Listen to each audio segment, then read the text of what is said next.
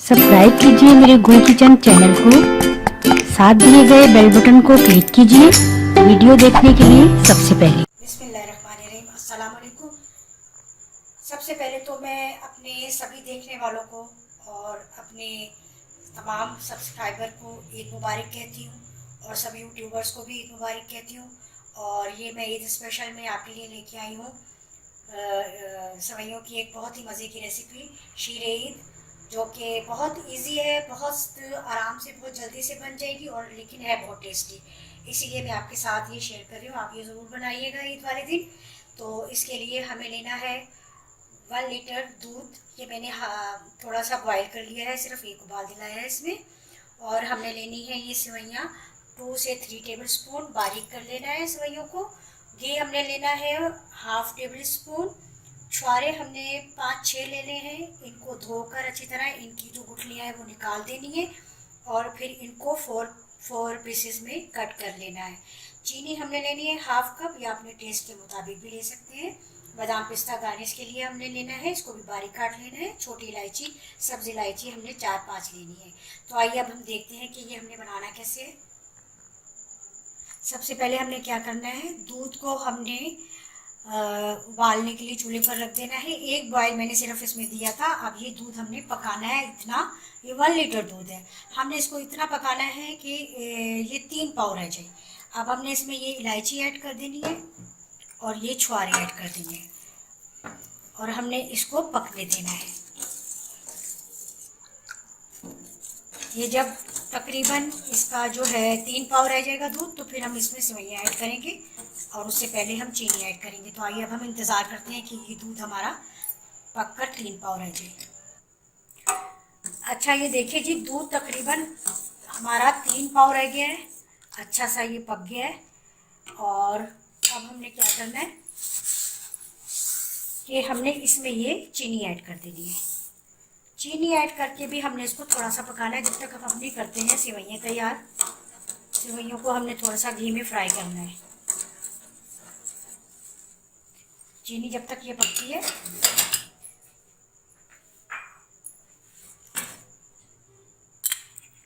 अच्छा अब हम इसमें ये घी ऐड करेंगे।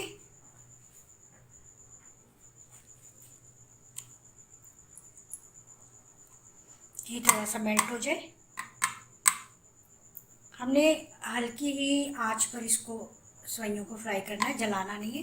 घी थोड़ा सा ये मेल्ट हो जाएगा तो हम इसमें सेवइयाँ डालकर अभी फ्राई करेंगे। दूध हमारा अभी भी चूल्हे पर ही रखा हुआ है और आहिस्ता आहिस्ता पक रहा है। अब हमने इसमें ये सेवइयाँ ऐड करनी है और हमने ये ऑलरेडी सेवइयाँ जो है वो फ्राई हुई हुई होती है, लेकिन हमने इसको थोड़ा सा घी में फ्राई करना है। हल्का सा कलर देंगे हम इसको।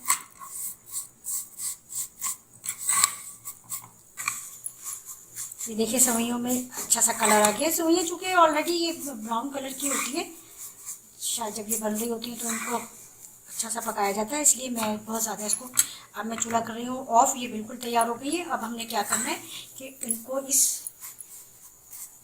दूध में जो है वो ऐड कर देना है।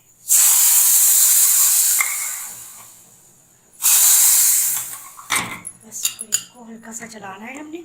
और अब हमने इसको और इतनी देर पकाना है कि ये और गाढ़ा हो जाएगा हमारा जो है ये। तो ये हमारा शीर ईद जो है, जो लीजिए, ये बिल्कुल तो हो गया है तैयार। दूध में सेवइयाँ डालने के बाद हमने इसको इतनी देर पकाया कि देखिए ये इतना गाढ़ा हो जाए। और अगर आपने बनाना है ज़्यादा तो दूध भी ज़्यादा लीजिए और सेवइयाँ भी उसी हिसाब से लीजिए। और आप जितनी देर छुआरों को दूध में पकाएंगे उतना ही ये लजीज बनेगा और बहुत ही मज़े का ये बना है। इसी तरह से आप लोग भी बनाएगा। इसमें हम डालेंगे थोड़ा सा केवड़ा,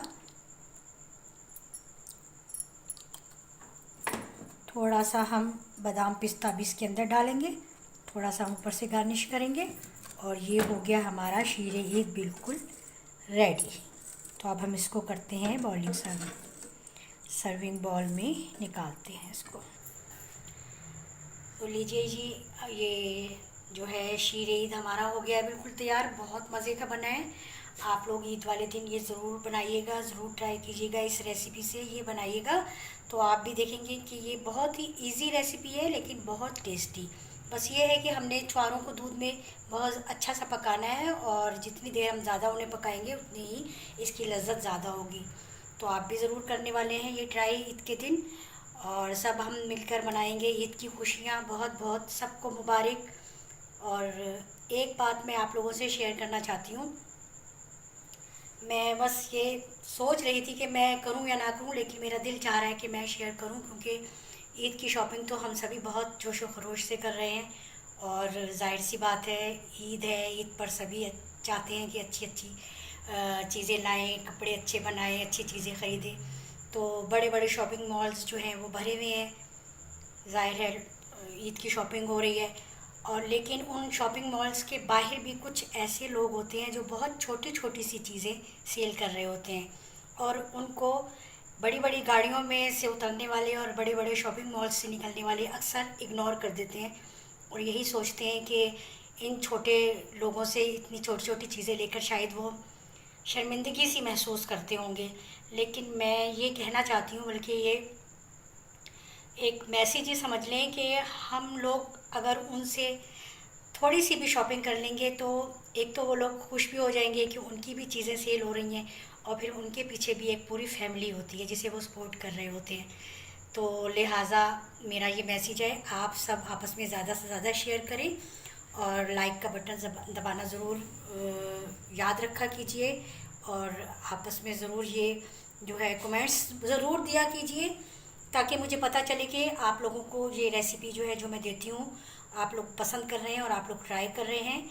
और इंशाअल्लाह ईद की खुशियों में हमें भी याद रखिएगा दुआओं में, और हम आपको याद रखेंगे।